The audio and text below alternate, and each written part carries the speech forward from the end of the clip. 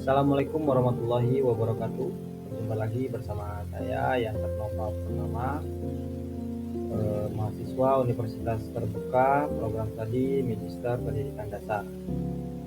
Pada kesempatan diskusi 11 kali ini, mata kuliah MPDR 5302, Studi Komparatif Pendidikan di Berbagai Negara. Pada kesempatan kali ini, topik yang pertama yaitu kita akan menganalisis sistem pembelajaran sekolah dasar berbasis model pembelajaran terpadu. Ada 10 model pembelajaran terpadu. Yang pertama yaitu model jaring laba-laba atau web-based model. Ciri utamanya yaitu satu tema digunakan untuk mengaitkan berbagai mata pelajaran. Kelebihannya mudah diterapkan dalam kurikulum tematik dan tantangannya yaitu membutuhkan perencanaan lintas mata pelajaran yang sistematis. Yang kedua yaitu model keterhubungan. Ciri utamanya menghubungkan antara topik dalam suatu mata pelajaran. Kelebihannya yaitu meningkatkan pemahaman konsep yang mendalam dan tantangannya terbatas pada satu mata pelajaran. Untuk yang ketiga, model fragmented. Ciri utamanya yaitu setiap mata pelajaran berdiri sendiri tetapi mengusung tema yang sama. Kelebihannya memudahkan guru spesialis. Tantangannya tidak mencerminkan integrasi menyeluruh. Yang keempat yaitu model keterpaduan, mana ciri utamanya yaitu menggabungkan dua atau lebih mata pelajaran dalam satu kegiatan belajar. Dan yang untuk kelebihannya yaitu menunjang pembelajaran bermakna, tantangannya yaitu membutuhkan kolaborasi antar guru. Yang kelima yaitu model imersif. Ciri utamanya siswa membuat hubungan antar mata pelajaran secara alami dan kelebihannya mendorong eksplorasi mandiri, tantangannya kurang cocok untuk anak usia SD awal. Yang keenam yaitu model share it. Ciri utamanya dua guru mata pelajaran menyusun rencana bersama dan kelebihannya memperkuat keterpaduan, tantangannya kompleks jika jumlah guru terbatas. Model pembelajaran terpadu yang ketujuh yaitu model tematik atau sequenced. Ciri utamanya yaitu tema tertentu menjadi fokus pembelajaran seluruh mata pelajaran. Kelebihannya cocok untuk SD dan kurikulum 2013. Tantangannya yaitu membutuhkan pengembangan materi dan evaluasi tematik. Model yang ke-8 yaitu model networked. Ciri utamanya yaitu konsep dikembangkan berdasarkan keterkaitan yang dibangun siswa. Kelebihannya mendorong pembelajaran aktif dan tantangannya yaitu guru harus mampu memfasilitasi eksplorasi konsep.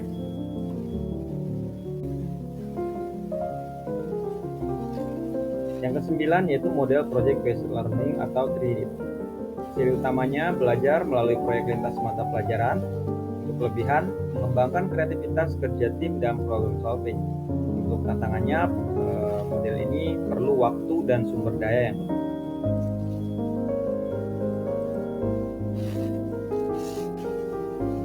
Untuk model yang ke-10 atau yang terakhir yaitu model program based learning atau NIST. Ciri utamanya yaitu model ini belajar dimulai dari permasalahan nyata yang kompleks. Untuk kelebihannya, pada model ini mendorong pemikiran kritis dan kolaborasi. Serta tantangan pada model ini yaitu tantangan dalam memanajemen kelas dan pemetaan KD atau kompetensi dasar. Nah, untuk model terpadu di Indonesia sendiri yang sering digunakan yaitu model tematik, rapid dan integrated. Adalah model paling sering diterapkan di SD Indonesia karena mendukung kurikulum Merdeka dan K13. Dan juga ada project based learning dan problem based learning. Mulai banyak digunakan untuk mengasah keterampilan abad ke-21. Namun lebih cocok untuk siswa kelas tinggi dari kelas 4 hingga kelas 6. Oke, untuk topik yang kedua, kita akan melihat tujuan, fungsi, landasan, prinsip-prinsip, rambu-rambu, serta tahapan pembelajaran tematik terpadu. Oke, yang pertama kita akan melihat tujuan dari pembelajaran tematik atau pembelajaran terpadu. Pertama yaitu mengembangkan kompetensi siswa secara utuh atau holistik melalui paduan antara mata pelajaran. Dan untuk yang kedua, meningkatkan keterlibatan aktif siswa dalam proses pembelajaran melalui tema yang kontekstual dan dekat dengan kehidupan sehari-hari. Yang ketiga, mendorong pemahaman konsep secara menyeluruh, bukan sepotong-sepotong. Dan yang keempat, menumbuhkan keterampilan berpikir kritis dan kreatif serta karakter positif siswa. Yang kelima, menurunkan beban siswa karena pembelajaran tidak terkotak-kotak pada mata pelajaran.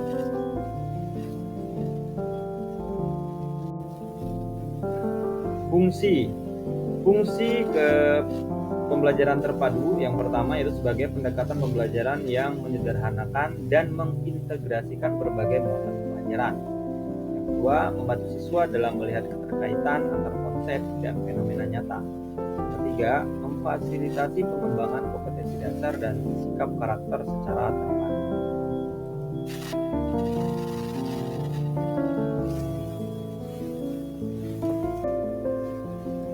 Oke, kita akan melihat landasan pembelajaran tematik terpadu. Yang pertama yaitu landasan filosofis, yang mana landasan filosofis ini berbasis pada pendidikan holistik dan humanistik yang menempatkan anak sebagai subjek belajar aktif.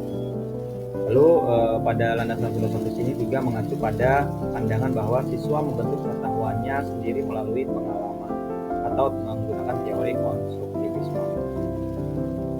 Nah, untuk yang kedua yaitu landasan psikologis.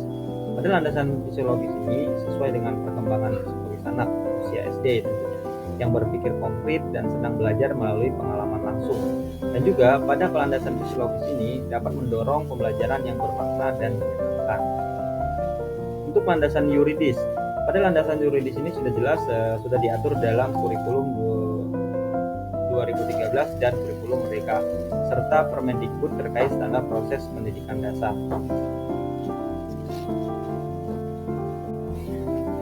Yang berikutnya yaitu prinsip-prinsip pembelajaran yang ada di pembelajaran tematik atau terpadu. Yang pertama yaitu berpusat pada siswa sebagai subjek aktif yang membangun pengetahuannya sendiri. Lalu yang kedua bersifat holistik, menyentuh aspek kognitif, afektif dan psikomotorik. Yang ketiga bersifat integratif atau mengintegrasikan kompetensi dan muatan mata pelajaran dalam satu tema. Yang keempat bersifat kontekstual, di mana tema-tema pembelajaran dekat dengan kehidupan sehari-hari siswa. Yang kelima fleksibel terbuka untuk berbagai pendekatan, strategi dan media. Yang keenam berorientasi pada pengembangan kompetensi, bukan sekedar pengetahuan. Rambu-rambu pembelajaran tematik terpadu. Ada 5. Yang pertama yaitu tema sebagai pemersatu pembelajaran, bukan hanya sebagai topik tetapi pengait berbagai muatan pelajaran. Yang kedua, kompetensi dasar dipadukan antar mata pelajaran, harus selaras dan mendukung tujuan tema. Yang ketiga, penilaian menyeluruh dan terpadu, menilai pengetahuan, keterampilan, dan sikap secara seimbang. Yang keempat, penggunaan pendekatan saintifik, mengamati, menanya, mencoba, menalar, dan menyaji. Yang kelima, penggunaan sebagai sumber belajar metode aktif, termasuk pemahaman edukatif, proyek, observasi, dan lain-lain. Perencanaan dilakukan lintas muatan pelajaran, guru menyusun RPP tematik berdasarkan integrasi kompetensi dasar atau KD. Tahapan-tahapan pembelajaran pada pembelajaran tematik atau terpadu. Yang pertama yaitu perencanaan pembelajaran, di mana komponennya yaitu yang pertama kita memilih tema yang sesuai dengan kontekstual, mengidentifikasi kompetensi dasar dari beberapa mata pelajaran yang relevan, merancang jaring-jaring tema, menyusun RPP atau modul ajar berdasarkan KD, terus menentukan pendekatan, metode, dan media yang digunakan. Yang kedua yaitu masuk ke pelaksanaan pembelajaran. Pada pelaksanaan pembelajaran kita menggunakan pendekatan saintifik, mengamati siswa, mengamati gambar, video, fenomena. Menanya, yaitu menanya siswa diajak mengajukan pertanyaan, mencoba mengeksplorasi, melakukan eksperimen, pengamatan, atau kegiatan proyek. Pada menalar, siswa menarik kesimpulan, menyaji, mengomunikasikan, siswa menyampaikan hasil belajar. Dan yang ketiga, penilaian pembelajaran. Pada penilaian pembelajaran, yaitu yang dinilai penilaian pengetahuan, tes, tulisan, atau tugas. Lalu penilaian keterampilan, unjuk kerja, proyek, atau portofolio. Penilaian pada sikap, observasi, dan jurnal sikap. Semua penilaian dilakukan secara terpadu dan autentik sesuai dengan kegiatan yang dilaksanakan. Oke, kita akan melihat perbedaan K13 dan kurikulum merdeka. Kategori yang pertama yaitu kontrol pemerintahan. Untuk kurikulum K13 itu kontrol pemerintahnya sangat tinggi, sedangkan pada kurikulum Merdeka Belajar itu sudah fleksibel. Dari kategori fokus, kurikulum K13 itu fokusnya pada kompetensi dasar dan hasil akhir.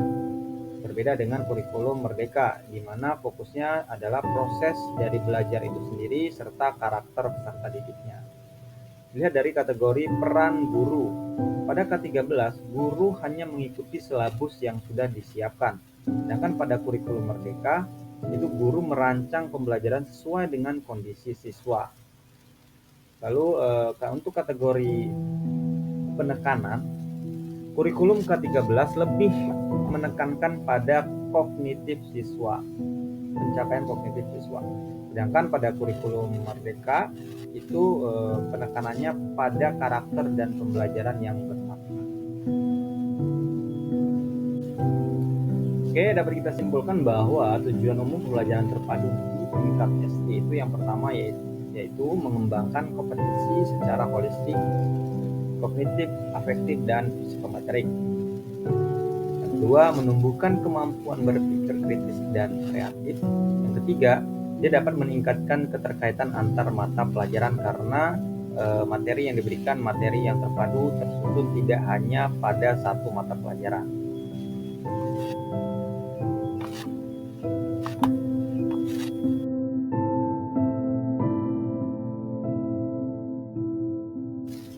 Oke teman-teman, itu tadi hasil diskusi ke-11 mata kuliah MPDR 5302 Studi Komparatif Pendidikan di Berbagai Negara.